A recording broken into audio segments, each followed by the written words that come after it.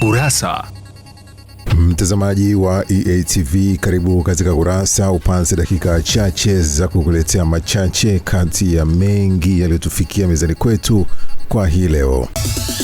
Tuanze kukupekulia kurasa kwa hili.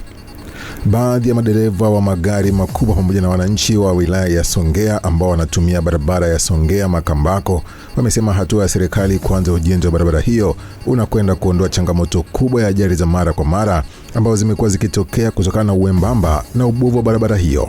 Kutokana na changamoto hizo, serikali imeanza ujenzi wa barabara hiyo kwa kiwango cha lami yenye urefu wa kilomita 116, mradi unaogharimu shilingi bilioni 158.671, ambapo madereva wa magari makubwa pamoja na wananchi wa wilaya ya Songea wameipongeza serikali kwa kuanza ujenzi wa barabara hiyo. Changamoto zilizopo kwenye hii barabara, cha kwanza, mkitaka kupishana lazima mguu mmoja uwe nje ya barabara.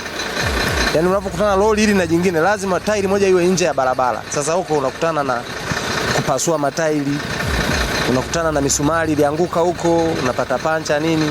Huu mpango wa serikali tulikuwa tunasubisha kwa hamu sana. Ikiwemo barabara tunaona kutoka ni nyembamba sana, ina mashimo mengi, na tukishuhudia mara kwa mara ni ajali za bodaboda. Sawa, hata pa kukwepea hakuna. Unakutana na mtu yuko high speed. Huku kuna bonge la handaki. Huku kuna gari inakuja, sasa wanafanyaje? Inabidi uliingie lile shimo. Changamoto ndio hizo tu. Mambo watengenezea tanue. Ujenzi kama wanavyofahamu, barabara hii itajengwa kwa jumla kilomita 116.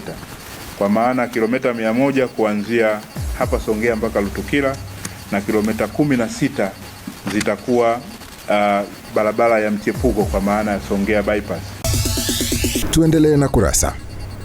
Wananchi wa eneo la Chukwani wilayani Magharibi B mkoa wa Mjini Magharibi Unguja wamelalamikia hali mbaya ya barabara za ndani, wakisema zimekuwa kikwazo kikubwa katika shughuli zao za kila siku, hasa katika kipindi hiki cha mvua. Wakizungumza na waandishi wa habari katika eneo hilo, wananchi hao wameeleza kuwa hali ya barabara huzidi kuwa mbaya zaidi wakati wa mvua, jambo ambalo linasababisha ugumu wa kupita na hata kusafirisha wagonjwa.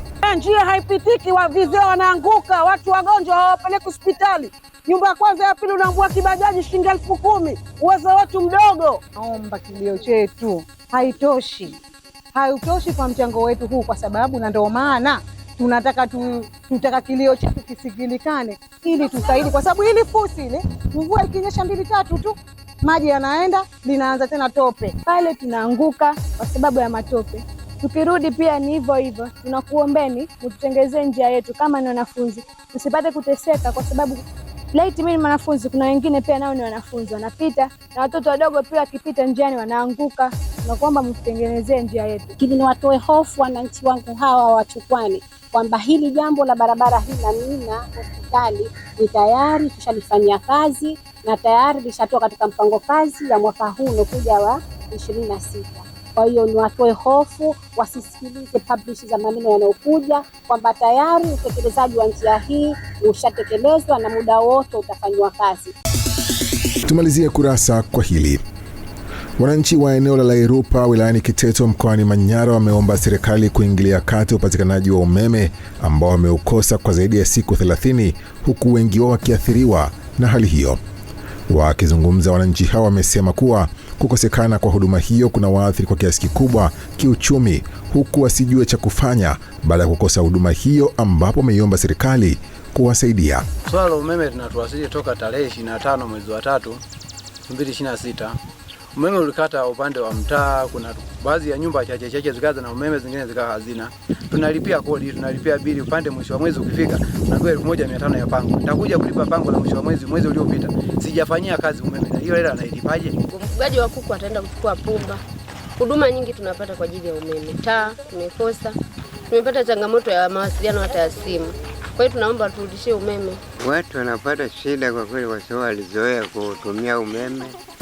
Hawana shughuli nyingine, ni washahidi ni umeme. Usiku tunapata shida. Kwa hiyo mpaka sasa hivi tunakaa giza tu, hatuna hata umeme. Kwa mfano sisi ambao tuna ofisi yetu kama saluni, tunashindwa kunyoa na tunashindwa kuendesha maisha yetu kwa sababu tayari misingi yetu ni ya saluni. Sasa umeme hamna, tunashindwa kunyoa.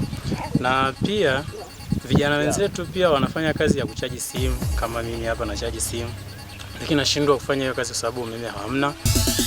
Tumekufungulia na kufungia kurasa kwa hayo machache kati ya mengi yaliyotufikia mezani kwetu kwa hii leo. Tafadhali usikose kuangalia kurasa. Kwa niaba ya wale wote walioshiriki kukuletea kurasa kwa leo, jina langu ni Exaudi Mtei. Endelea kufuatilia vipindi bomba na makini kutoka hapa EATV.